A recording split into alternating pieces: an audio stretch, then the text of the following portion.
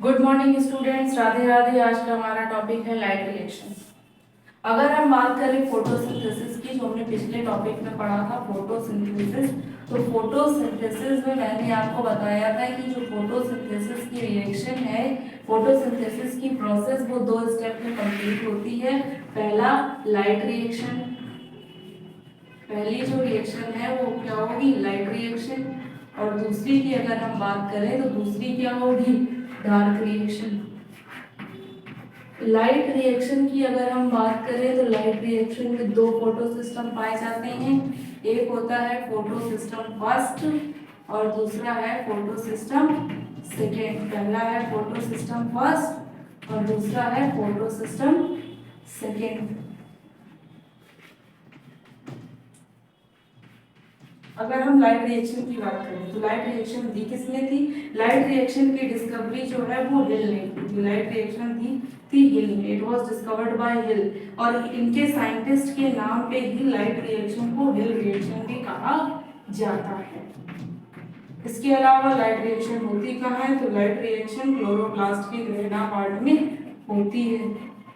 Light reaction का M क्या है, मेन एम क्या है, लाइट रिएक्शन क्यों परफॉर्म हो रही है, तो लाइट रिएक्शन का मेन एम है फॉर्मेशन ऑफ एटीपी। तो लाइट रिएक्शन में मैंने आपको दो चार बातें पहले ही बताई। सबसे पहले कि लाइट रिएक्शन की जो डिस्कवरी है वो हिल नाम के साइंटिस्ट ने की थी, जिसकी वजह से लाइट रिएक्शन को हिल रिएक्शन भी कहते हैं। दूसरा, फोटोसिंथेसिस की रिएक्शन क्लोरोप्लास्ट में होती है। अगर उसमें हम स्पेसिफिक लाइट रिएक्शन की बात करें तो लाइट रिएक्शन जो है वो क्लोरोप्लास्ट के ग्रेना पार्ट में होती है। लाइट रिएक्शन का एम क्या है, एनर्जी का फॉर्मेशन, और एनर्जी का फॉर्मेशन लाइट रिएक्शन एटीपी के फॉर्म में करेगी।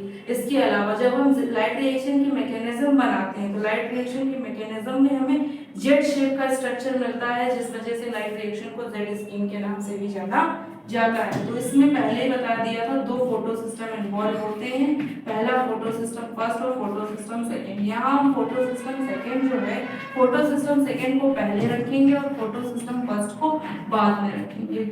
इसका क्या रीजन है, फोटो सिस्टम सेकेंड को पहले क्यों रखा है, फोटो सिस्टम फर्स्ट को बाद में क्यों रखा है, क्योंकि जो फोटो सिस्टम सेकेंड है यानी P680, इसकी वेवलेंथ कम है और फोटो सिस्टम फर्स्ट की वेवलेंथ ज्यादा है, P700। अब फोटोसिंथेसिस की रिएक्शन करवानी है तो फोटोसिंथेसिस की रिएक्शन करवाने के लिए जैसा आपने पहले भी पढ़ा है कि सबसे पहले हमें वाटर की रिक्वायरमेंट होती है। तो सबसे पहले हमने यहाँ पे मॉलिक्यूल ले लिए वाटर के, दो मॉलिक्यूल वाटर हमने लिया है। दो मॉलिक्यूल वाटर को जब हम ब्रेक करेंगे तो ये टूटेगा 2H प्लस 2OH माइनस और 2 इलेक्ट्रॉन्स में। ये जो इलेक्ट्रॉन हमें मिला है, ये इलेक्ट्रॉन फोटो सिस्टम सेकेंड की हेल्प से, फोटो सिस्टम सेकेंड की हेल्प से हम इस इलेक्ट्रॉन को भेजेंगे प्राइमरी इलेक्ट्रॉन एक्सेप्टर के पास। प्राइमरी इलेक्ट्रॉन एक्सेप्टर, जैसा कि नाम से ही क्लियर है कि ये जो प्राइमरी इलेक्ट्रॉन एक्सेप्टर है, प्राइमरी इलेक्ट्रॉन एक्सेप्टर इलेक्ट्रॉन को एक्सेप्ट करने का काम करता है। यानी इस रिएक्शन को परफॉर्म करने के लिए हमने सबसे पहले वाटर के दो मॉलिक्यूल लिए, वाटर के दो मॉलिक्यूल टूटे, 2H प्लस 2OH माइनस और 2 इलेक्ट्रॉन लिया। तो ये जो 2 इलेक्ट्रॉन मिला है, ये 2 इलेक्ट्रॉन तुरंत जाएगा फोटो सिस्टम सेकेंड के पास। फोटो सिस्टम इस इलेक्ट्रॉन को, इन 2 इलेक्ट्रॉन्स को आगे प्राइमरी इलेक्ट्रॉन एक्सेप्टर के पास भेज देगा। प्राइमरी इलेक्ट्रॉन एक्सेप्टर का काम है वो इन इलेक्ट्रॉन को एक्सेप्ट करेंगे और इलेक्ट्रॉन को एक्सेप्ट करने के बाद इनको भेजेंगे साइटोक्रोम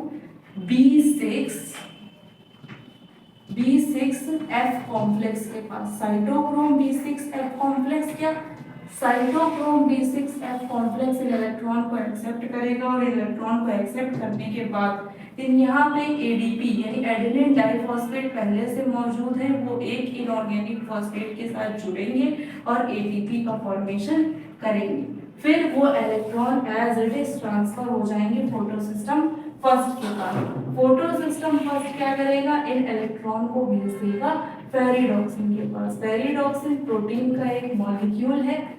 फेरिडॉक्सिन इन इलेक्ट्रॉन को एक्सेप्ट करेगा और फेरिडॉक्सिन जैसे ही इन इलेक्ट्रॉन को एक्सेप्ट करने का काम करेगा, तो फेरिडॉक्सिन इलेक्ट्रॉन को एक्सेप्ट करने के बाद रिलीज करेगा NADP single positive. NADP single positive release होते ही जो हमने स्टार्टिंग में 2H प्लस और 2OH माइनस रिलीज करे थे, यानी H2O के मॉलिक्यूल में जो 2H प्लस और 2OH माइनस रिलीज हुए थे वो इस NADP सिंगल पॉजिटिव के साथ कंबाइन हो जाएंगे, 2H प्लस और 2OH माइनस।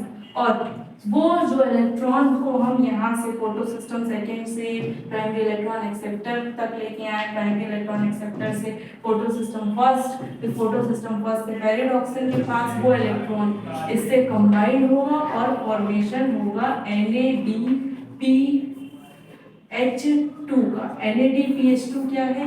ये एनर्जी की बड़ी यूनिट होती है जो कि 3 ATP के बराबर होती है।